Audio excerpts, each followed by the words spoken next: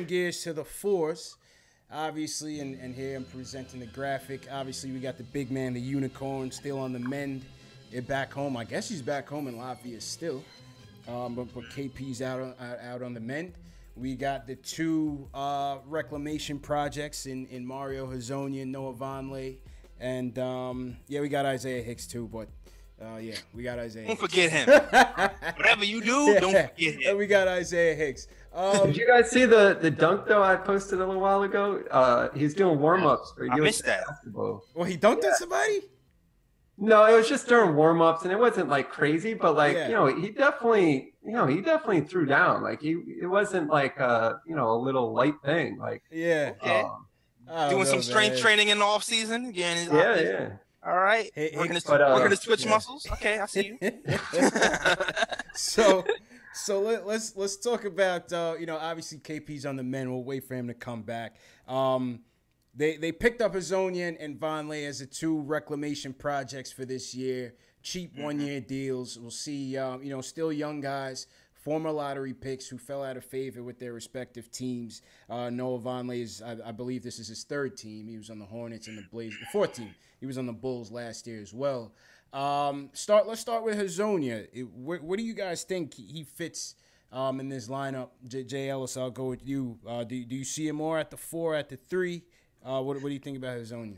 That's an unknown for me, man, because you know what? When he was on Orlando, he seemed to kind of flourish offensively at the 4, but defensively, that 4 was also a little barbecue bit of chicken. Yeah, man, it was a little bit of train wreck. It was a little of that old lady defense. Yeah. And with Fizz on here, I don't know if he's gonna really roll for that.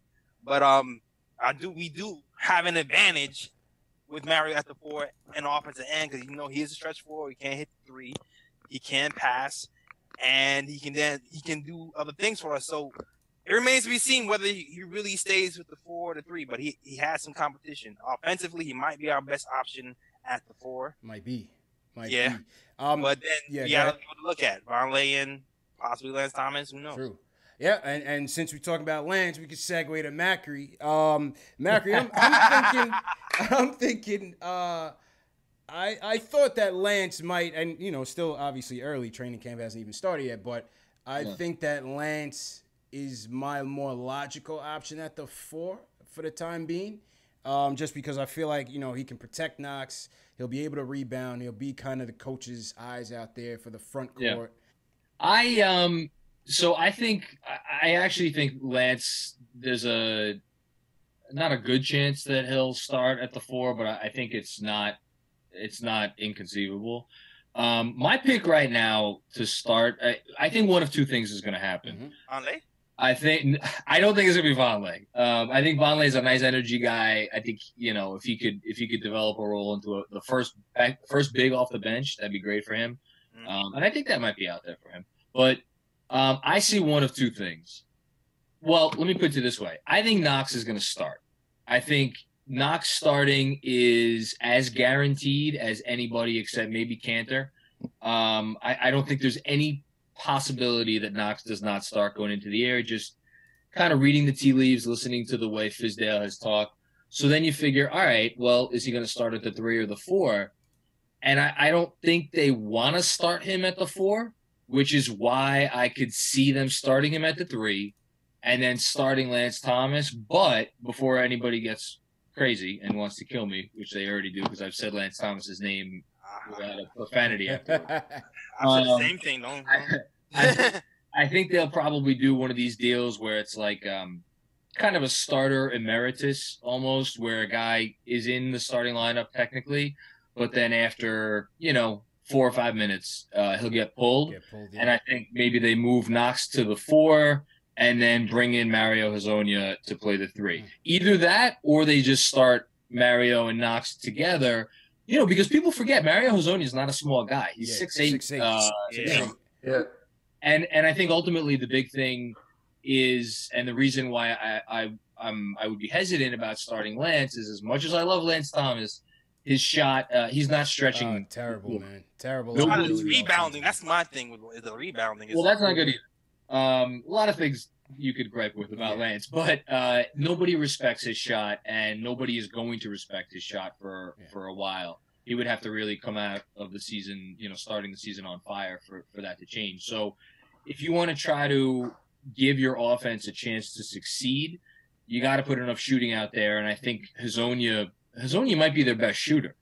So that's why I think Hezonja Knox as a starting 3-4 combination makes some sense. That's the one I would like to see. Something tells me they're not going to want to start Knox as a nominal 4. That would be my guess. Yeah, I mean, Mario at the 4, I think they said last year he gave up 75% of opponent shots in the post. So Shaq would have a field day. JB, jump in here, man. What do you think about, the 4s, Hezonja, Vonleh, and the like?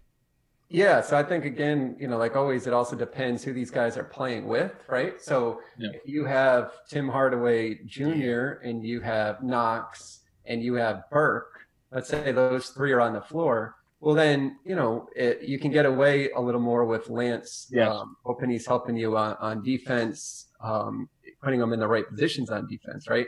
So I think that, to me, dictates it a lot. What I like about Hezonja is that he can, push the ball. I think Fizdale talked back in Summer League that he wants the team off rebounds. Whoever gets the rebound, they're now the ball handler. Everyone else, goes down quickly, keep the ball moving. Hezonja is perfect for that. So if he's in a position where he's playing the 4, that allows him to also rebound, so he can then be the guy who's pushing it down court, I think that he can thrive in that setting. So I agree everything, I guess, what you guys were saying, but just to add, I think a little bit depends on who. There could be instances where if you have Hardaway on the bench and you're playing Frank instead of Burke, and all of a sudden, you don't have KP, all of a sudden that offense, We have an offense-defense problem need some in general points, right man. now. You need some points. Right, you need some points. And then in that case, you're probably substituting, what you get from Lance on defense for offense. But if he's playing, like I said, with Hardaway and Burke and Knox, well, then you're not as worried about losing that offense. So. And just quick on that note, it goes the other way too. Like you were saying, if you have Trey Burke out there, along with Timmy and Knox, you could get away with Lance more. If you have Frank in there, and obviously he brings more on the defensive end at this point, and you maybe don't trust him to run the team as the primary ball handler full time. Well, that makes sense to put Mario there alongside him, because Mario, not that he's a point guard, but he can handle the ball. If I'm the Knicks, I'm comfortable with Frank and Hezonja, and even, Tim Hardaway can kind of sort of run a pick and roll. Give me those 3 guys out there. I'm comfortable with the ball moving sufficiently in my offense to get things going. Yeah. I'm still nervous about the idea of Mario and Knox defensively at the same time. It makes me a little bit nervous, not gonna lie. Yeah. With Cantor as with Cantor. Matador D.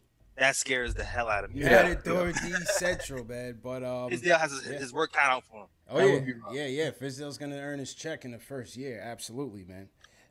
But yeah, let's see what happens. At the very least, if they do start Mario, you have an extra facilitator out there on the floor.